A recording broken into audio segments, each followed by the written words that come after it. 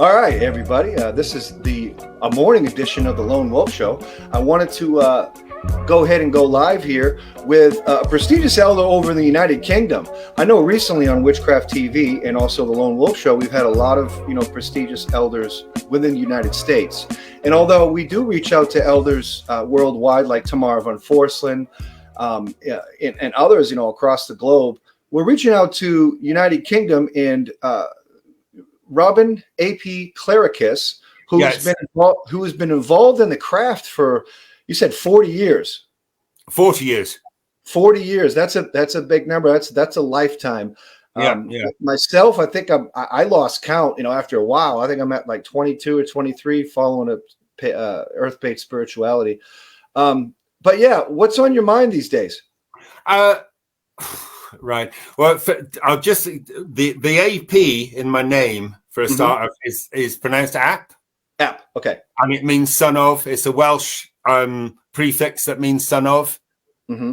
Yeah. So it's Robin Ap Clericus. It's just in basically, I've been watching your program and I've been watching Witchcraft TV. I've seen so many elders come forward, but most of them have been your side of the pond, US, So I thought maybe it was time to get a perspective from the UK side, So I mean, I was sort of intrigued by watching you, and there's a lot of, I'd say there was one big difference between the craft now in the US and over here. And that is the emergence of so many churches on the US side, right? I mean, we don't really have that, I mean, getting pagans together and witches together on this side of the pond. A friend of mine, Gary, has a lovely term. He said it's like herding cats, and so we do have. Very much it's still sort of initiate, if you're going into the craft in a serious way, it's still very much sort of an initiation process. And the predominantly Alexandrian and Gardnerian, so that's and the sites on the UK that if people are seekers, often they'll be guided to the Alexandrian and Gardnerian seekers pages, right, rather than anything else, But the sort of structural the structures such as sort of courses and churches doesn't really sort of there's not a lot over here, right? Yeah, I agree with you 100% with that. I think the fact that a coven of witches or a group of witches or organization of witches can be like a church, that I think that's something that happened in the 70s, I think, where it was people were looking for equal rights. And you're right. Witchcraft or the craft was never intended to be a church atmosphere, and it's almost flaky and fluffy at that point. Not to downgrade. I agree totally. I think there is within. I mean, I'll have to go back to sort of my roots. Like when I first started with the craft. I mean, I think there was no internet. There was very few correspondence, and if you were a seeker, especially in places, rural places in the UK, you were having a hard job. And even after I was initiated, I was hitchhiking hundreds of miles to get training. Yeah, and then hitching back because I didn't have a car at the time, and so there was this real commitment that you had to do. Yeah. And I think that sort of search sometimes, that struggle to actually just proved how sincere you were. Yeah. So there was no question of if you've hitchhiked 200 miles to get to a Sabbath, there's no one going to question your dedication on that, you know. And I think somehow church, I think a lot of people in the UK don't like the term church, and they don't like the idea of that formalized religion that they're just getting away from. The past 50 years in the UK have seen a swing from well, in my lifetime, even when I was a kid, I think there was about 70% of the population were churchgoers to some extent, right? And it switched from 70-30 to 70-30 the other way round, and it's probably less now. Yeah.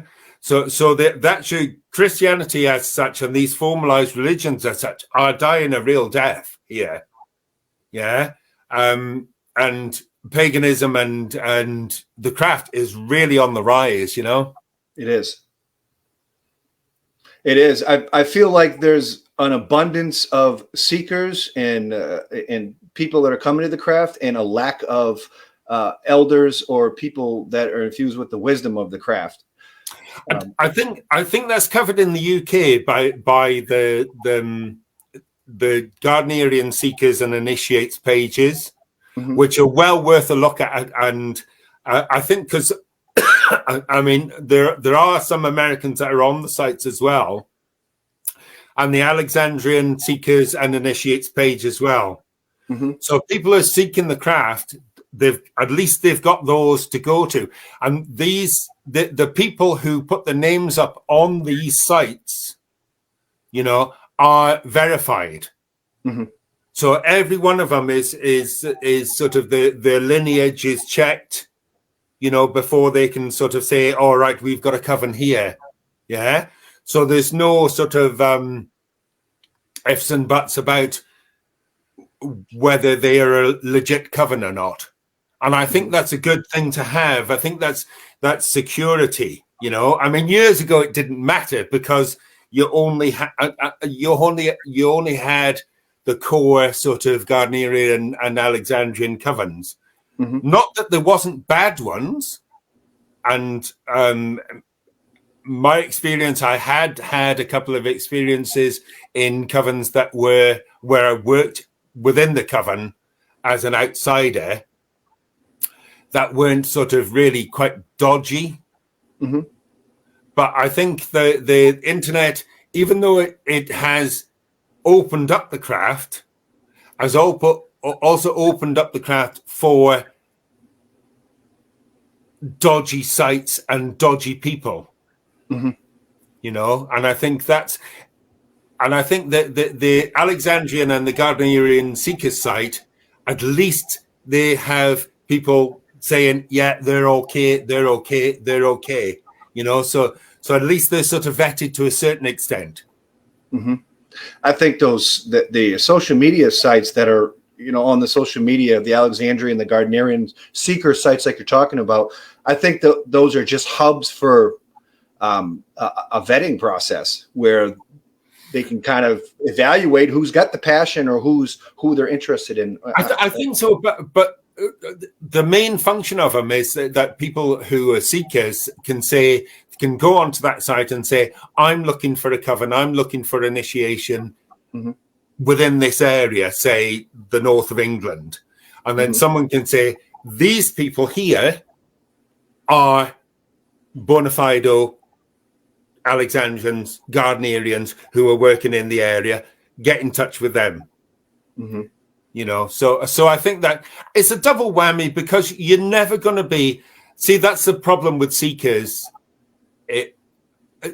either in the UK or the States, is you're never going to be 100% guaranteed that you're going to be put in touch with the right person, right?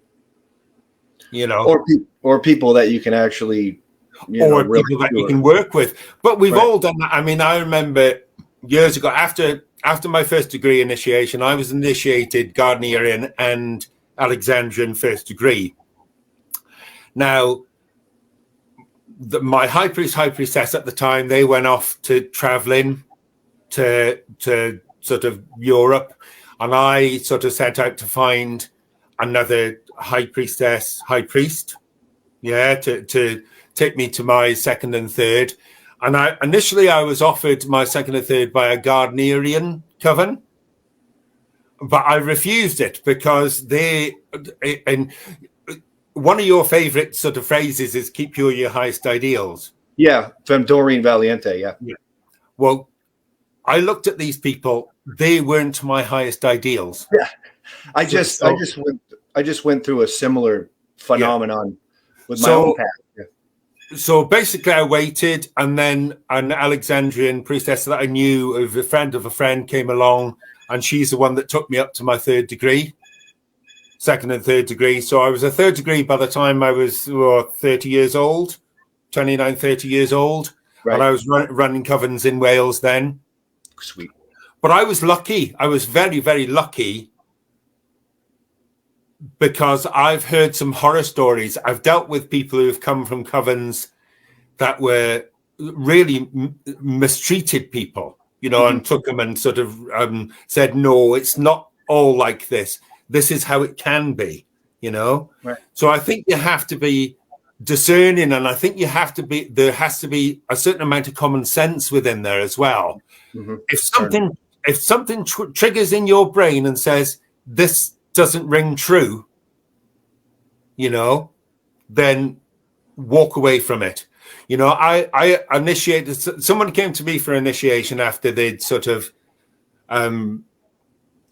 this was in Wales years ago, and they'd been to this guy who wanted to initiate, and the first thing he said was, oh, you've got to have sex with me. And she just walked away from it. And I think, well, yeah, that's what you do. If someone says that, you walk away. Right. But she didn't know, because she was a seeker and a young seeker, she didn't know any different. But if something rings a bell in your head, walk away from it. You can always go back later, right? If you jump in both feet, there's no going back. So my advice, actually, and that's it, is to question where they're from, question what roots they're from, what tradition they're from, question why they work like that, why they work ritual like that. Yeah, that's the one thing for any seekers now, is to ask, and don't stop asking. And if that person tells you to stop asking questions, walk away. Mm-hmm. We have this thing over the United States. So I don't know if it comes from Europe or not, but it's like thrice ask. Like if a seeker goes to a priestess or priest and says, look, I want to be trained, or how do I, sit into your Sabbats, Isbats, or this and that. They always have this unwritten rule where you have to ask 3 times. Yeah, I had to ask 3 times. Is that I wasn't told. So that's the thing. So yeah. What used to happen is that you would ask, and they would say, maybe. Yeah. And they would, and you'd go away, and then you'd be left thinking, what? Maybe. What's maybe? And so you'd go and ask again, and they'd say, well, I'm thinking about it, and then you'd go away again. Yeah. And the third time you went, they'd say, okay, yeah, that's it. But it was a great thing, if you think about it, because you had to go back. If you weren't serious about it, as soon as they said, well, maybe, you'd walk. So it was a way of getting the true seekers. The true seekers would be, and the ones that were fickle about it would just walk away. Right. Yeah. So yes, my initiation, I had to I asked 3 times on 3 separate occasions. Right. Right. Yeah. So, in my situation is, I'm coming out of the penal institutions in prison. I found the craft in prison, with recidivism coming in and out of the craft for many years, and I had alcohol issues, and it was with the help with some of the writings of Doreen Valiente, with her charge with the highest ideals thing, that faction. Well, actually, that's not Doreen's words. Right. I understand this. That there's a lot of skepticism of like. No. Doreen did a great job. She put that charge together. One sec. All right. Sorry about that. Okay. Doreen put the charge together, but a lot of the sort of writings she'd got off Gardner. Gardner had made notes. Right. Yeah. And put these bits together. And that bit, keep pure your highest ideals, is actually from a Crowley quote. Right. Didn't it have some kind of dealings with Aradia too? With the gospel, Charles Leland? The first part of it is almost verbatim the Gospel of Aradia. Yeah. So basically what Doreen did, Gardner had written out this charge and Doreen wasn't very happy with it. Yeah, it didn't sort of ring true. It was very Crowleyan. And Gardner had said, right, I've got all these little bits written down. Here, see what you can make out of it. So she actually took all these bits and bobs from various sources and she structured them. So to say she wrote it is, she rewrote it or structured it or put it into a coherent passage, which is some doing, and it doesn't, for me, it doesn't take anything away from the charge as it stands, but it's just these influences that sort of were, and I don't think that when she was handed these bits by Gerald, that she knew the sources. Yeah. But it's for me, it's a phenomenal piece. My priestesses, all the Alexandrian priestesses, used to have to learn it offhand. So they memorized the whole thing. So when you came to the invocation, when you invoked the goddess, if the goddess didn't actually come through and say her own words, that was the words that were said to you. And for me, it's the most beautiful passage ever, And keep pure your highest ideals is one of my maxims. And that I have two things, right? I have keep pure your highest ideals and do what thou wilt. Yeah. And that's the two they're my two maxims that I live by. Because you don't need anything else. You don't need 10 commandments. You don't need 155 laws. You need a basic thing. And if you think about it, keep your highest ideals is a personal thing. Right. Yeah. To strive towards.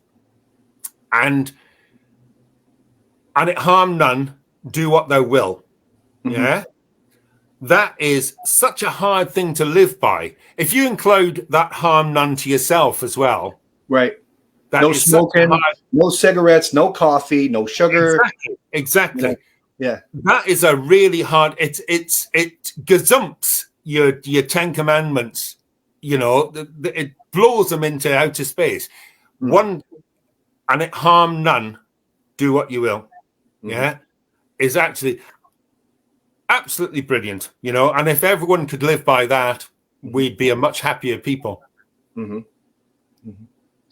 One of the things that I've noticed out here in the States, coming from the penitentiary, is, well, first coming onto the pagan scene with music. I like music and I express myself with music, and I think that's how I was able to network with a lot of people within the craft community in the States. And unfortunately, the people that were involved in pagan music are the ones that grabbed onto me, because I was a seeker, and I always just wanted initiation into a family, a traditional family, and all I've done for my entire life is study. And I studied in excess in the penitentiaries because there's nothing else to do. Like I was in confinement where I would just spend all my time reading Crowley's works and Gardner's works and anything I could get my hands on. Very, very hungry. And when I come out to society, it's just my path just turned into pagan media. And here we are now with Witchcraft TV. But at the end of the day, I'm still uninitiated. And then you talk to some people with a broad knowledge base where it's just saying, well, initiation's nothing but acceptance into the tribe. No, I don't think so. Initiation can be a very, very profound experience. Mm-hmm. I've heard. Yeah. It's not for everyone. Right. I Heard don't that. believe it's for everyone. Right. My initiation was a total rebirth, Mm-hmm. but I think life gives you initiations. There's 3 levels, right? Yes. You Right. think about it as Puberty. the tarot. Puberty. Yeah. Right. If you have a look at the tarot, you have the fool, the magician, and the hermit. Mm-hmm. They are all the same person. And they are all the 3 initiations as well. The first initiation, the fool, the fool is a wrong term for it. The first initiation is the initiation of the goddess. Yeah. And you come to that initiation with love, and just love for the goddess is enough for that initiation to start getting a hold of you. Yeah. And lots of pagans, lots of witches will come to the craft because they love the goddess. They love the idea of the goddess. Mm-hmm. Yeah. As an all-encompassing being. The second initiation is the initiation of the magician. That is when you learn your craft. That's when you learn witchcraft. Yeah. So that is when you learn to work magic, learn the process of magic. And the third initiation is the hermit, or knowledge. So once you've acquired first 2, you come to knowledge, which is the acquisition of these 2. And then pretty much after you've got to this 3rd stage, you realize that you don't need to work magic. You don't need to sort of have these. Yeah. So these are phases in life as well. For any magical path, I think these initiations will happen. But saying that, if you're initiated, it's like, boom, the karma gets you. It's like forcing that karma, forcing that role upon you. Yeah. So you're stepping on that path, and through that initiation, you're saying, right, I'm ready for it. Bring it on. Mm-hmm. Yeah. And I think that's the. Do I think initiation is that important on a magical path? No. Do I think it helps on a magical path? Yes, because I think any initiation and any training on a magical path will help you. Mm-hmm. Any magical system that you can learn will make you capable to understanding all other magical systems, because the core ideas are all the same. So learn one and learn it thoroughly, and you can accept and move on to other ones. Mm-hmm. What do you think the warning signs are for? I mean, we know that the craft is a fertility cult, right? Yeah. And if we're truly a fertility cult, I mean, are there particular like pockets of covens that are just bad spots to be? They're just are they considered a cult at that time? Well, we are a fertility cult, so people can't really say, oh, well, that group of witches are a cult, or they're like a cult. We are a cult. We are a cult. Yeah. As far as if you look at the definition of cult, yes, we are a cult. But so what? That doesn't have to be a bad thing. Mm-hmm. So, are there? Do you think there's baneful cults and better cults, or do you think it's just about like attracts like? I think it's just individual sort of covens. Mm-hmm. If you think about the basic structure of the craft, mm-hmm. yeah, it's to harm no one. Right. Yeah. So if you take that into consideration, anything that a high priest, high priestess does has to bear that in mind. Yes. And if they go against that, they're going against the craft. Right. And I know from a lot of the Llewellynisms that was published in the 70s and 80s, they had and it harmed none was the original law, the law that could never be unchanged, and they always made all these extra like laws and stuff. But the only real law is the one that can never change, and it's been around for well, of course, the author said. Actually, if you think about it, it says 8 words the Wiccan read fulfill, and it harm none. Do what thou will. Right. A read is not a law. A read is an instruction, right, or a suggestion, right. So actually, it isn't it isn't really a law. Mm-hmm. Yeah, and someone had once said that yes, the read is a good sort of basis to go on, mm-hmm. but it's not a law. Right. Yeah. So if someone really, really, really, really deserves it, curse them. Right. Well, I mean, we're an earth-based spirituality, so within the confines of Mother Nature is not all loving and compassionate. Mother Nature can be very cool. Exactly. So I'm on the same page. On the same page there. So like attracts like if you're looking for a group or a family and it just doesn't work out. Well, actually, how about this? If you're involved in a family or a coven or a group organization or anything of that matter, and they are harming people and they're placing harm on people, wouldn't that shatter the ideology of what the craft is in modern day? Yes, and you should walk away from it. Right, and just silence it. Yeah, I mean, really, there's a difference between putting up reflectiveness boundaries to reflect bad, you know, to rebound bad magic that's coming towards you. Mm-hmm. There's a difference between that and being malevolent towards something, so doing bad magic just for the hell of bad magic.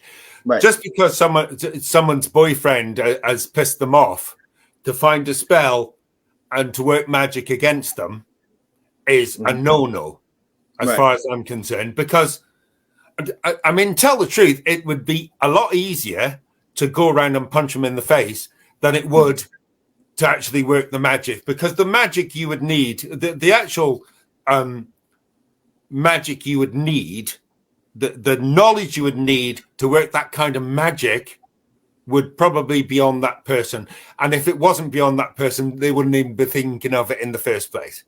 Right. Does that make sense? Oh, absolutely. 100%. I've heard that, like when you said people that might smite somebody or put bad magic on somebody and stuff like that. If that is the case, I've always believed that somebody that does that will never tell you. Yeah, they're doing. But I always put my boundaries up. I mean, anywhere I go, I'm protected. I protect myself all the time because I never know what influences are going to, So my house is protected. I draw a circle around the car when I'm driving the car. You know, I do personal protection when I'm in company, because you get vampirism, people sucking your energy. Yeah. But these are things that aren't. See, unfortunately, these are things. I mean, you Google on the internet and it's, this is a spell for this. This is a spell for that. This is a spell for that. But the really important magic, the magic of protecting yourself and growing yourself, is rarely talked about. You know, I mean, part of magic is knowing yourself and growing your own spirituality, and it does really, really cheese me off that there's so little of this that's talked about nowadays. You know, magic is about, and the craft is about self-fulfillment, as well as magic, as well as the exterior. You've got to look at the interior as well, and you look at the amount of spells that I need a spell for this, I need a spell for that. If you've got to ask for a spell, then you shouldn't be doing it in the first place. Mm-hmm. Yeah, because no matter if someone writes a few words down and says, "Yeah, here's your spell," and you sit, light a candle, and just give it some lip service, that's not magic. That's Right. just going through the motions of it. You know, Right. magic has 4 key principles, intent only being one of them. Mm-hmm.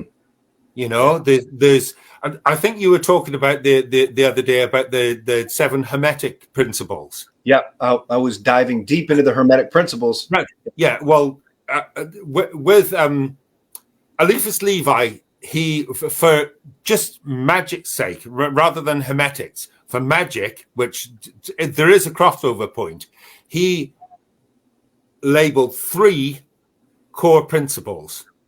Yeah. One was intent, one was the will, and one was correspondence, which Mm-hmm. you'll know that they correspond with the 7 hermetic principles. And the Golden Dawn, I think they introduced imagination to the 4 of them.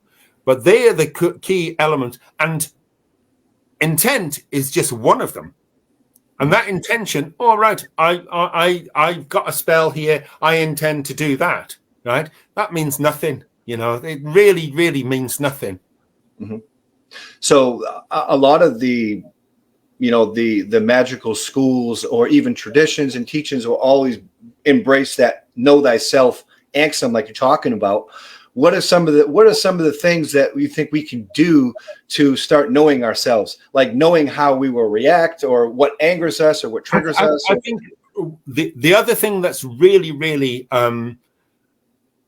not dwelt upon now, right, is the core principles of, I think it was Agrippa, who initially said, you know, to know yourself and to have true understanding of yourself is to know the elements, right? Yeah. He wasn't talking about the elements in the sort of physical sense. He was talking about your will, your emotions, which corresponds to elements. Yeah, right. Yeah, and Nice. to master them and to balance them is to become the focal point. Right. And to become that focal point is to become a rounded human being. And to become that rounded human being, you must incorporate. I do really hate it when people say, "Oh, I'm very watery. I'm just, you know, I just." No, don't accept that. Don't accept the fact that I'm very watery. Go and seek your fire. Go and seek your air. Go and seek your earth, because you need those to pull them all together to balance. And that is the way that your spirit grows, is to experiment, is to look and seek out these various elements of yourself. You know, they said, as above, so below. Yeah. Right. But yeah, the universe is full of is bound by the elements, and so are you within. Yeah, it's the same as male and female. Male and female, we're all male and female. Yeah, but we have to have that middle pillar, that balance in ourselves, but before we can actually and to actually have that balance makes magic and working magic so much easier as well. Because you haven't, you can focus, you have that focus. And meditation, I think, is very lapsed. And I think especially the Western style meditation, where you're using path workings and guided meditations to actually, because that is your correspondences. Those meditations, those guided meditations, are your link to the correspondence that was so prevalent in sort of magic of the sort of hermetic tradition.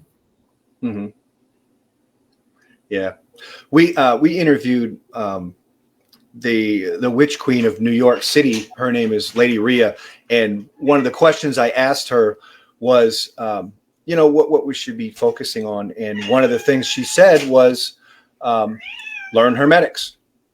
Yeah. I mean, craft. I think one of the other programs you were on Witchcraft TV was talking about the origins of craft, and people are talking about it being Masonic. Yes, there is very, very sort of the initiations are quite Masonic, but you look at the rest of the structure. See, I spent sort of the last sort of 15 years looking into the history of where all the little bits of craft come from, and majority of it you will find. I mean, Gardner's writing is taken from Crowley and Golden Dawn. Bits and bobs with the initiation that are taken from Masonic or Rosicrucian, and a big chunk of it, which people miss a lot of the time, especially the wording, is from the Key of Solomon.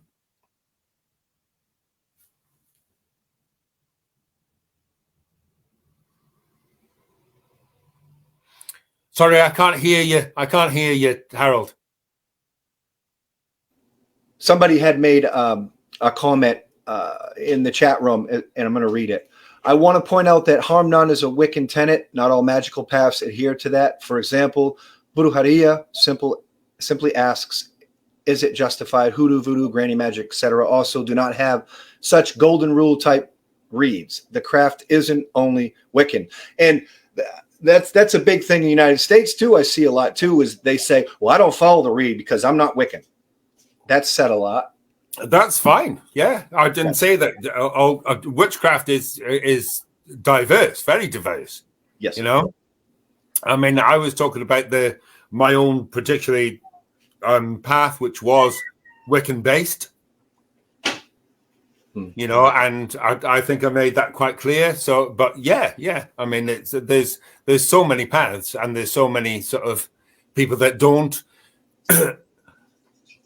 I mean, even if you take the read out of things, right? People have a basic morality. They know they know what's right and they know what's wrong. Good point. You know, and I think right. If you don't know what's right and wrong, I think you're in trouble. Right. Yeah, absolutely, man. I agree with that 100%. Even a Baptist preacher still has morals and values about them, right? Yeah. And so shouldn't pagan clergy or spiritual leaders within the pagan community. So, yeah, I agree with that 100%. What do you think would be a good advice for, I want to say, seekers seeking into or trying to hook up with initiatory training? What would be your advice to them? I think you go. There's two Facebook pages. There's the Gardnerian Seekers and Initiates page, and there's another one. And if you look on Facebook and just type it in, it'll come up. And the Alexandrian Seekers and Initiates page, right? Mm-hmm. And in the UK, I can't say for the US because I don't know the US that well, yeah. But I say for the UK, that is the place to go to. And I would say to any seeker, right, learn a system of magic. It doesn't matter. To me, I don't think it matters where that system comes from. And as long as that system works, I don't think it matters if it's traditional or hereditary, yeah. As long as it works, as long as it has logic behind it. This is the other thing that gets me sometimes, is that people will have practices or promote practices that have no logic behind them, yeah. And it's like, well, why are you doing that? And if you can't answer why are you doing something in that way, then you shouldn't be doing it. Right. Question come up in the comments. When you leave an organization that you found out is not doing good, and when you leave, they attack you for leaving, how do you handle that? Reflect it back. Always reflection. Yeah. Put up your barriers. Doesn't matter if you're being attacked or not, put up your barriers, rebound the magic. Yeah, there are some techniques that that is for a personal one I use. I think I posted it somewhere. It, is the hardening of the aura technique, right? Which is a simple thing where you send a light out from your solar plexus, you build a bubble around yourself and make that bubble a reflective surface. So anything that comes your way is reflected back to them. You can do that on a grander scale. So you can do your house, you can do your car, you can do everything, and practice it and make sure so that you can do it like that and create this. Yeah. Basically, but I will say this, in my experience, right, the organizations that say they're going to do you no good and they're going to curse you or they're going to put a spell on you are the ones that usually don't have squat and don't have any power at all to actually do it, because usually they're the people that don't know what they're doing in the first place. Right. Boasting.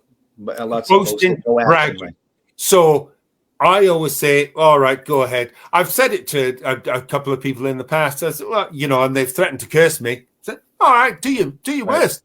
Do your worst. Well, I was talking about because I don't think yeah. Sorry, go on, Harold. Earlier in the conversation, we were talking about that, where you just said they told you that they were going to be doing curses and, you know, smiting you. And I just feel like if they're telling you that they've got, if they're telling you, because they're breaking up their power. And you were talking about Levi, and when you're talking about Levi, the to know the will, to dare, to keep silent, and the keep silent portion of that, I just feel like that's part of it, right? Yeah.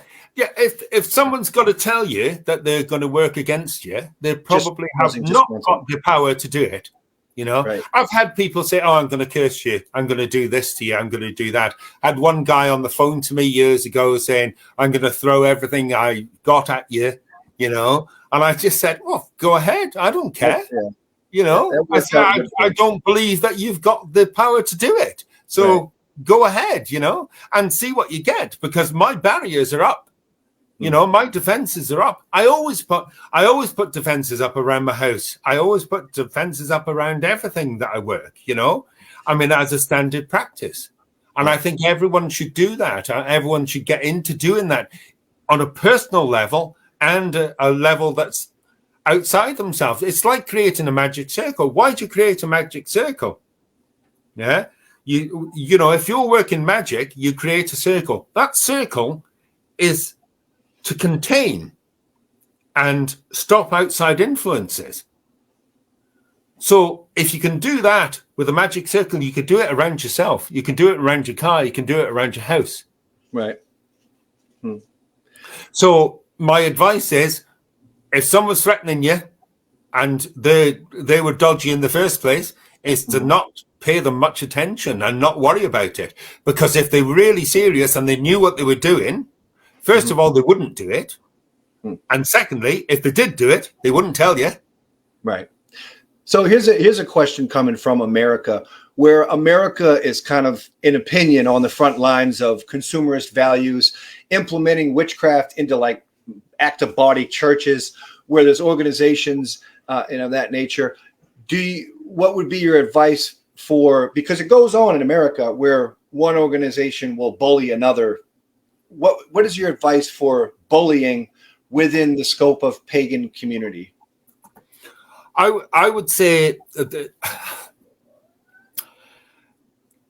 best thing, very best thing is to ignore them. That's what my wife says. If anyone's bullying, right, that bully wants a reaction. Yeah. Yeah. And if you refuse to react to it, I've got one at the moment. I've had one like who I fell out with probably about 3 years ago. Okay. Yeah, 3 or 4 years ago. I tell the truth. I'm a terrible person for telling the truth. So I upset quite a lot of people. It's called keeping it real in America. Not my problem. It's their problem. And there was one someone who well, they just disagreed. They accused me of all sorts, and they disagreed with what I said, what I did, and basically went off and had a wee hissy fit and threw all the toys out the pram, and basically there's every so often. I mean, I just like just like that, blank them, just ignore. And occasionally they'll write something and mention my name and stuff like that, but just ignore it, because the fact that when they mention your name and when you rise to that, that's what they want. They want you to rise to it. You know, I saw that really, really petty Chihuahua thing. Yeah. That, how old are they? Are they 12 years old? Right. You know, it's like kindergarten stuff. Really is. You know, and it's like but they must be, to actually react like that, they must be so threatened. Yeah. What are they scared of? That you're going to do a better job. Yeah. So take it as a compliment. Yeah. Rather than anything else, you know. Bullying is bullying, right? The best thing for it is to actually ignore it. Great advice from Robin ap Clericus from the United Kingdom, giving an interesting perspective of witchcraft and pagan life on the grand scheme of things, man. Thanks so much for coming on the Lone Wolf Show, man. Witchcraft TV. Robin ap Clericus, everybody. Hope you come and join us again soon. Yeah, will do. Right. Take care of yourself.